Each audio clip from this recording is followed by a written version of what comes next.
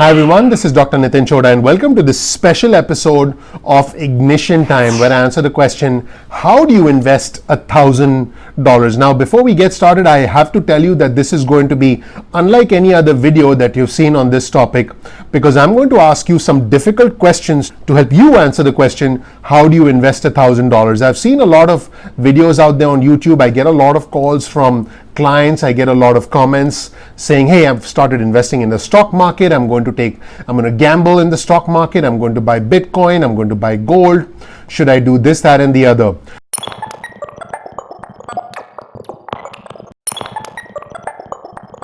So when I get asked the question, how do I invest $1,000? My response quite simply is, it depends. And here's why. And I need you to hang with me during this video and I need you to stay with me and watch the video till the end because I promise you, you'll have some meaningful insights. If you are looking for a quick fix, a quick shortcut, you're not going to get it with my video. You're definitely not going to get it with any of my channels. No. I'm here to explore your financial habits. I'm here to help you get to the bottom of all of your problems financially. So again, before we answer the question, how do I invest $1,000? Let me turn around and ask you a question. Yeah, I have a question. How much money do you have saved? Yes, I asked you a question. How much money do you have saved? In fact, if you don't mind answering that question, go ahead and answer that question in the comment section below. And you'll start to see in the comment section, as you see the comments from other individuals, you'll start to see that you're not alone in terms of your savings. Most individuals have a certain amount of money saved. In fact, I want you to see that amount for yourself when you look down at the comment section below, and I'm asking you to comment below and just let us know how much money you have saved. Remember, these comments are anonymous, so no one knows who you are, but this exercise is intended to give the community an idea of how much savings individuals out there have.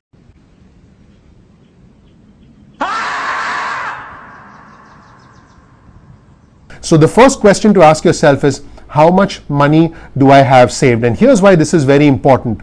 If you've seen my previous videos on the 3 principles of wealth creation, which I strongly recommend you watch because that is a video that'll establish a foundation for you financially.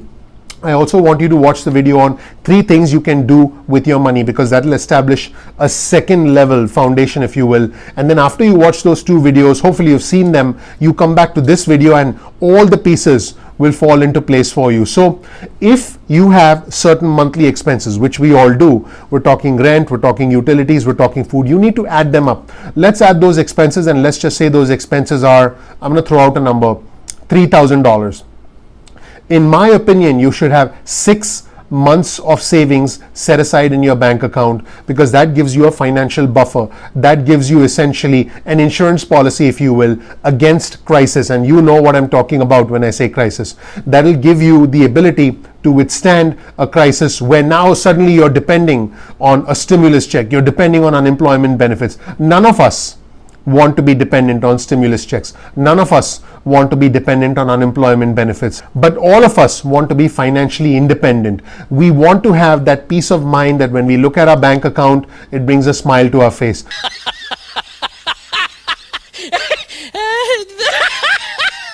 We want to know that when we go to bed at night and when we wake up in the morning, if we have to write a check or if we have to swipe our credit card, it's going to go through and it's not going to be a cause for concern. Because financial stress can really hold us back, and I don't want that to happen to any of my subscribers. So if someone asks me the question, what do I do with the $1,000?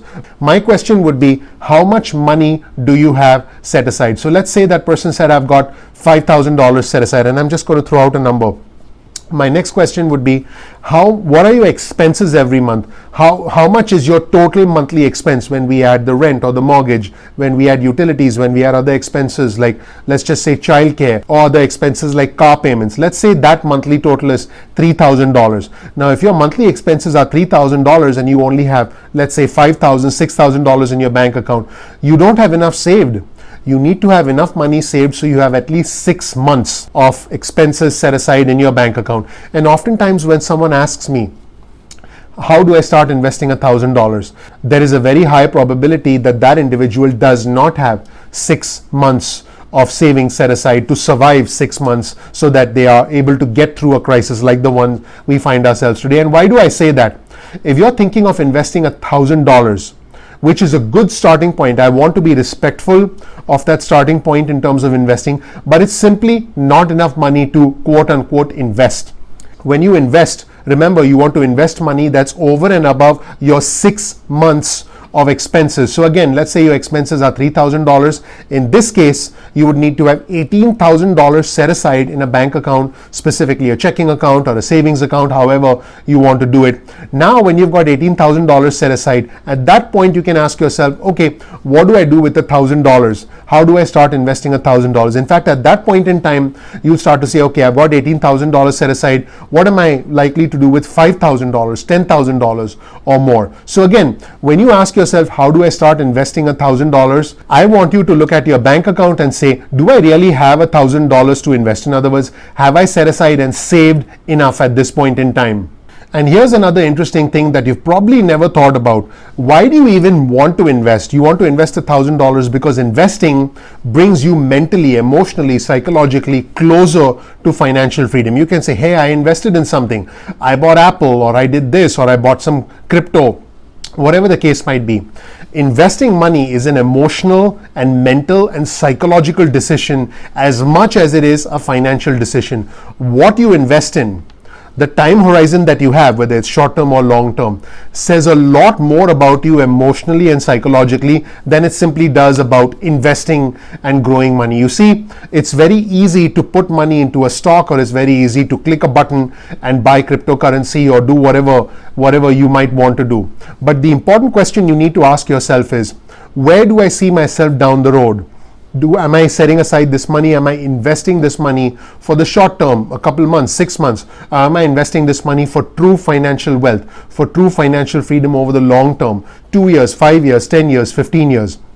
In general, the longer term horizon that you have, and by the way, you can only do that when you've got enough money saved to get through a crisis like the one we find ourselves in now. But in general, the longer term horizon you have, the greater the probability that time will be able to fix your mistakes, your bad decisions. I can speak from personal experience. I've made a lot of bad decisions when it comes to investing, but because I've stuck it out over the long term, time has been able to fix many mistakes that I've made, to the point where today I'm financially free and I essentially have my money working for me. I don't work for money. If you want to learn more about my personal journey and how I went from rags to riches, essentially, you can check out my introductory video on the YouTube channel right here on youtube.com/ignition time. My goal with this video was to help you get into the right financial mindset. So you start, let's say you start with investing $1,000, but one day you invest $5,000, $10,000, $20,000, $50,000, $100,000, $1 million, because that leads to true financial freedom. Yes, you can get started with investing $1,000, but you should not be investing $1,000 if you don't have 6 months of emergency expenses set aside, because in my mind, that's been my personal experience, that gives you the buffer, the cushion, if you will, if something was to go wrong. We're all living in a climate where things have gone wrong for many of us, because a majority of us are low wage earners and middle income earners. So if you are someone who has essentially been depending on a stimulus check, has been depending on unemployment benefits, then what you need to do is get through that. We get through the crisis, save money so that you have a 6-month emergency expense. I call it a financial buffer. And then you start to think in terms of investing. You start to get the right mentors. You start to get the right guidance. You read books. You watch YouTube videos like this. There are many other channels that provide excellent financial information. You get into the right investing mindset, and that then will lead you to a life of financial freedom. And then the question that you'll be asking is, how do I invest $100,000? How do I invest $1 million? How do I invest $10 million? Because those are the questions that I ask. Hopefully you've learned something from my journey. Hopefully you've learned something from my insight. I'm trying to help you get to the next level, because this is my way of paying it forward. I'm trying to help all my subscribers, and I appreciate you for watching. Please click the like button below. I would really appreciate that. That would help me a lot. That helps out the YouTube algorithm. Also, I release videos at 2 p.m. East Coast time most days of the week.